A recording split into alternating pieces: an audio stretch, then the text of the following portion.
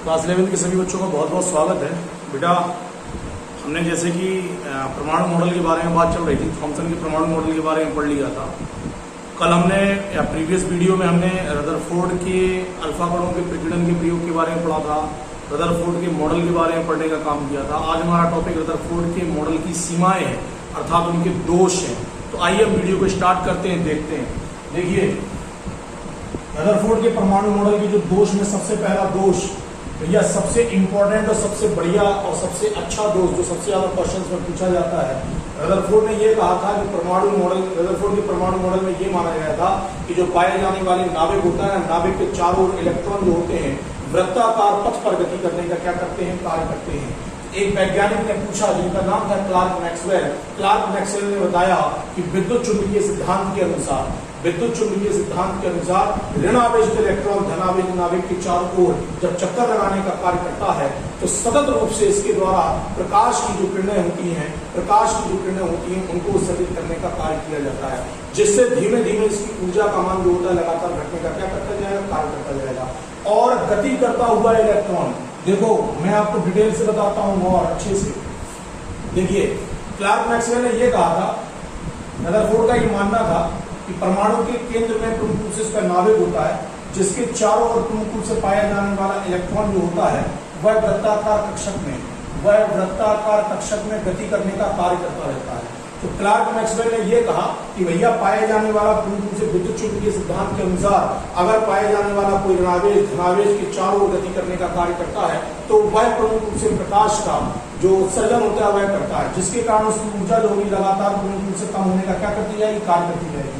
और इनके कम होने के कारण प्रमुख रूप से होगा ये कि पाए जाने वाला इलेक्ट्रॉन की जो त्रिज्या है वो लगातार कम होती जाएगी और एक समय ऐसा आएगा कि पाया जाने वाला यह इलेक्ट्रॉन वृत्ताकार कक्षक में गति कर रहा यह जो इलेक्ट्रॉन होता है यह प्रमुख रूप से कभी ना कभी परमाणु के नाभिक में आकर गिरेगा और परमाणु प्रमुख रूप से क्या हो जाएगा, समाप्त हो जाएगा। तो रदरफोर्ड से जब पूछा गया कि क्या वास्तविकता में परमाणु समाप्त हो जाएगा, तो परमाणु के स्थायित्व की व्याख्या उसके द्वारा प्रमुख रूप से अपने मॉडल के द्वारा ये परमाणु के स्थायित्व की व्याख्या ना कर सके, जो इनके परमाणु मॉडल का प्रमुख रूप से एक मुख्य दोष के रूप में उन्होंने बनने का कार्य किया। क्लार्क मैक्सवेल ने क्या कहा, क्लार्क मैक्सवेल ने कहा कि कोई भी ऋणावेश कण जो ऋणावेशित कण जो है जब वह धनावेशित कण के चारों ओर वृत्ताकार पथ पर गति करता है तो वह प्रमुख रूप से इस गति के दौरान प्रकाश का उत्सर्जन करता है, जिसके कारण उसकी ऊर्जा का मान लगातार क्या होता चला जाएगा, कम होता चला जाएगा, जिसके कारण गति करता हुआ इलेक्ट्रॉन कभी ना कभी धनावेश में जाकर गिरने का क्या करेगा, कार्य करेगा, अर्थात परमाणु के नाभिक से टकराएगा और प्रमुख रूप से परमाणु क्या हो जाएगा, समाप्त। तो जो रदरफोर्ड का परमाणु मॉडल है वह परमाणु के स्थायित्व की व्याख्या नहीं करता। ये इनके परमाणु मॉडल का पहला दोष और इंपॉर्टेंट दोष बना, ठीक है, इसको विशेष तौर पर याद रखना है। चलो आगे आ जाओ दूसरे पॉइंट में। रदरफोर्ड का जो परमाणु मॉडल है, रदरफोर्ड के परमाणु मॉडल परमाणु में उपस्थित इलेक्ट्रॉन प्रोटॉन की व्याख्या नहीं करता। ये नहीं बताता रदरफोर्ड का परमाणु मॉडल कि किसी परमाणु के अंतर्गत कितने इलेक्ट्रॉन और कितने प्रोटॉन प्रमुख रूप से उसके अंतर्गत उपस्थित हैं, इसके बारे में यह कोई भी जानकारी प्रदान नहीं करता। थर्ड पॉइंट में आगे लिखा है इलेक्ट्रॉन नाभिक के चारों ओर कहां पर उपस्थित होता है, इसके बारे में कोई जानकारी प्रदान नहीं करता। रदरफोर्ड का जो परमाणु मॉडल है वो परमाणुओं के रेखिक स्पेक्ट्रम की व्याख्या नहीं करता।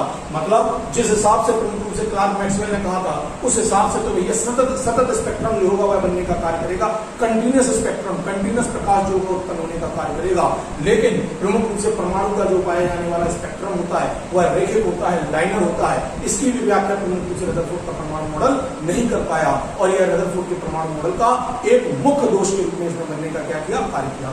चलिए इसके बाद नोट में आ जाओ। नोट, ये क्वेश्चन पूछा जाता है न्यूक्लियॉन किसे कहते हैं, तो भैया याद रखना प्रोटॉन प्लस न्यूट्रॉन आपस में मिलकर जिस संरचना का निर्माण करते हैं उसको आप प्रमुख रूप से न्यूक्लियॉन के नाम से क्या करते हैं, जानते हैं। अगला आ जाओ एक्स किरणें, ये भी पूछा जाता है। सन 1895 में रॉन्ट जैन ने यह बताया कि विसर्जन नलिका से प्राप्त होने वाली जो कैथोड किरणें हैं इसको यदि उच्च गलनांक वाली या उच्च घनत्व वाली धातु के ऊपर डालने का कार्य किया जाए तो एक किरण जो होती है वो उत्पन्न होने का क्या करती है, कार्य करती है, जिसकी भेदन क्षमता का मान जो है कैथोड किरणों की तुलना में प्रमुख रूप से कैसा होता है, अधिक होता है। पाई जाने वाली इन्हीं किरणों को हम प्रमुख रूप से एक्स किरणें या एक्स विकिरण के नाम से क्या करते हैं, जानते हैं। उस समय इसका कोई नाम ज्ञात नहीं कर पाए, इसलिए इसको एक्स किरण के नाम से क्या किया गया, जाना गया। चलिए अगले टॉपिक में आते हैं, परमाणु क्रमांक के बारे में बात करते हैं। परमाणु क्रमांक, परमाणु क्रमांक की बहुत छोटी सी डेफिनेशन है, क्लास 9 से स्टार्ट होती है, सबको मालूम है।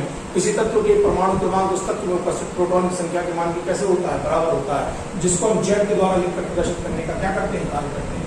जेड के द्वारा लिखकर प्रदर्शित करने का कार्य करते हैं। यहाँ पे एक क्वेश्चन बनता है, सोडियम 11 प्लस सोडियम प्लस में आयन में परमाणु का क्रमांक बताइए। तो सोडियम 11 में पूर्ण रूप से पाए जाने वाली प्रोटॉन की संख्या 11 होगी, तो इसका पूर्ण रूप से परमाणु क्रमांक 11 होगा। Na प्लस एक इलेक्ट्रॉन निकल गया, अर्थात एक इलेक्ट्रॉन की क्या आ गई, कमी आ गई। जब एक इलेक्ट्रॉन की कमी आई तो इसका पूर्ण रूप से परमाणु क्रमांक क्या हो जाएगा, 10 रहने का क्या करता है, कार्य करता है। चलो आगे आ जाओ, आगे आओ। लिखा है परमाणु का द्रव्यमान या परमाणु का भार। तो लिखा है किसी तत्व के एक परमाणु के नाभिक में उपस्थित प्रोटॉन तथा न्यूट्रॉन की संख्याओं का योग प्रमुख रूप से परमाणु द्रव्यमान के नाम से क्या किया जाता है, जाना जाता है। परमाणु द्रव्यमान बराबर क्या हो जाता है, प्रोटॉन की संख्या प्लस न्यूट्रॉन की संख्या जो होती है उसे हम प्रमुख रूप से क्या कहते हैं, परमाणु द्रव्यमान के नाम से जानते हैं, जिसे हम प्रमुख रूप से ए के द्वारा लिखकर प्रदर्शित करने का कार्य करते हैं। सिंपल सा टॉपिक है, कोई दिक्कत नहीं है, सिंपल है, ठीक है। इस प्रकार से ये हमारा जो टॉपिक होता है वह पूर्ण रूप से समाप्त होता है।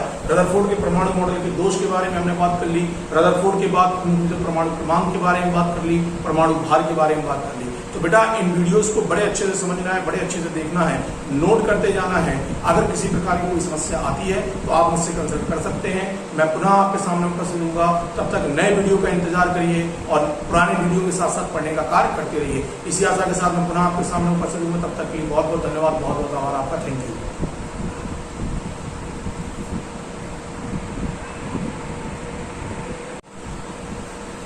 क्लास 11 के सभी बच्चों का बहुत बहुत स्वागत है मेरे YouTube चैनल पे। मैं आपका केमिस्ट्री टीचर अकबर आलम अपने YouTube चैनल पर सभी बच्चों का बहुत स्वागत करता हूं।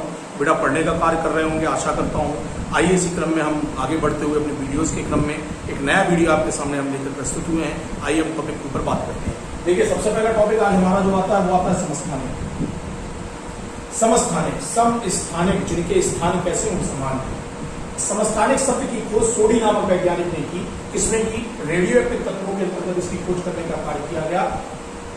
पाए जाने वाले ऐसे तत्व जिनका आवर्त सारणी में स्थान समान होता है तथा वे तत्व जिनके परमाणु क्रमांक जो होते हैं समान और परमाणु भार कैसे होते हैं, भिन्न भिन्न होते हैं, इस प्रकार के तत्वों को हम समस्थानिक के नाम से क्या करते हैं, जानते हैं। हाइड्रोजन के 3 समस्थानिक हमें देखने को मिलते हैं, प्रोटियम, ड्यूटेरियम, ट्राइटियम। प्रोटियम को लिखते हैं 1s1 से, ड्यूटेरियम को लिखते हैं 1s2 से, ट्राइटियम को लिखते हैं 1s3 के द्वारा लिखकर प्रदर्शित करने का कार्य करते हैं। इनमें से ट्राइटियम जो है ना वह एक रेडियो एक्टिव समस्थानिक है। याद रखना ड्यूटेरियम और प्रोटियम जो है ये रेडियो एक्टिव समस्थानिक नहीं है, जबकि ट्राइटियम जो है वह एक रेडियो एक्टिव समस्थानिक के रूप में जाना जाता है। केवल हाइड्रोजन एक ऐसा तत्व है जिसके समस्थानिकों को नाम दिया गया, बाकी किसी भी समस्थानिकों को कोई भी नाम देने का कार्य नहीं किया गया। चलो समस्थानिकों की विशेषता के अंतर्गत आ जाते हैं। समस्थानिकों की विशेषता में देख लीजिए भाई, समस्थानिकों की विशेषता में आओ। पहला पॉइंट है समस्थानिकों में प्रोटॉन की संख्या समान होती है परंतु न्यूट्रॉन की संख्या कैसी होती है, भिन्न भिन्न होती है। दूसरा, समस्थानिकों के द्रव्यमान संख्या भिन्न भिन्न होने के कारण उनके भौतिक गुण भी कैसे होते हैं, भिन्न भिन्न, परंतु परमाणु क्रमांक समान होने के कारण इनके रासायनिक गुण कैसे होते हैं, समान होते हैं। आगे आओ, समस्थानिकों का आवर्त सारणी में स्थान समान होता है क्योंकि इनके परमाणु क्रमांक समान होते हैं।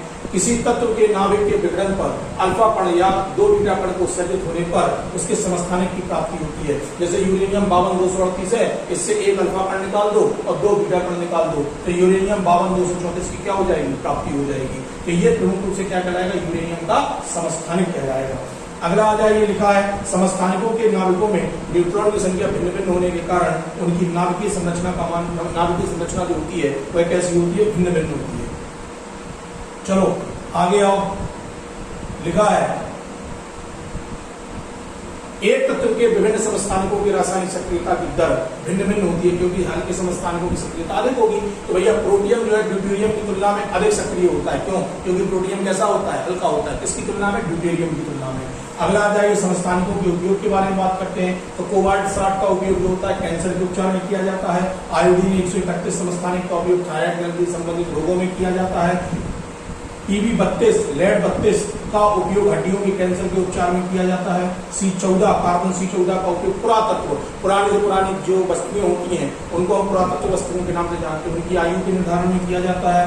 कार्बन C12 का उपयोग जो होता है वह परमाणु के द्रव्यमान के निर्धारण के कार्य में किया जाता है। चलो आगे बढ़ जाओ भैया, संभारिक में आ जाओ। संभारिक, संभारिक में देखिए, संभारिक में क्या है, संभारिक में आइए विभिन्न तत्वों के वे परमाणु जिनके द्रव्यमान समान होते हैं किंतु परमाणु क्रमांक प्रमुख रूप से कैसे होते हैं, भिन्न भिन्न होते हैं, उन्हें हम संभारिक के नाम से क्या करते हैं जानते हैं। देखो परमाणु क्रमांक को सदैव नीचे रखते हैं, परमाणु भार को सदैव ऊपर। देखो परमाणु भार कैसे है, समान। आर्गन का और कैल्शियम का परमाणु भार समान है, अर्थात ये एक दूसरे के क्या कहलाएंगे, प्रमुख रूप से संभारिक कहलाएंगे।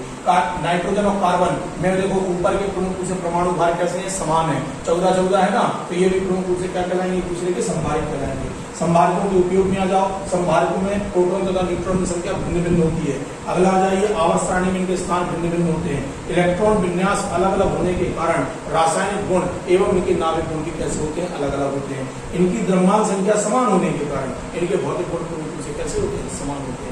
ये समस्थानिकों के अंतर्गत आने वाला पूर्ण रूप से हमारा बिंदु है। तो मैं आशा करता हूँ सभी बच्चों को वीडियो अच्छा लग रहा होगा, पसंद आ रहा होगा, और मैं आशा करता हूँ कि ज्यादा से ज्यादा इस वीडियो को शेयर करिए, लाइक करिए, और वीडियो अगर पसंद आता है तो चैनल को भी सब्सक्राइब हमें कर लेना है ताकि नए वीडियोज आपको प्राप्त हो सके और आप अपने पढ़ने का कार्य कर सकें। इसी आशा के साथ मैं पुनः अपने नए वीडियो के साथ उपस्थित होंगे, तब तक के लिए धन्यवाद, आभार आपका, थैंक यू। घर पे रहिए, सुरक्षित रहिए और साथ ही साथ पढ़ने का कार्य करते रहिए। अवसर मिला है पढ़ने का, तो अवसर को पूर्णतः हमें उसको कन्वर्ट करना है और उसमें पढ़ने का कार्य करना है। इसी आशा के साथ मैं पुनः आपके सामने उपस्थित होगा, तब तक के लिए धन्यवाद, बहुत बहुत आभार आपका, थैंक यू।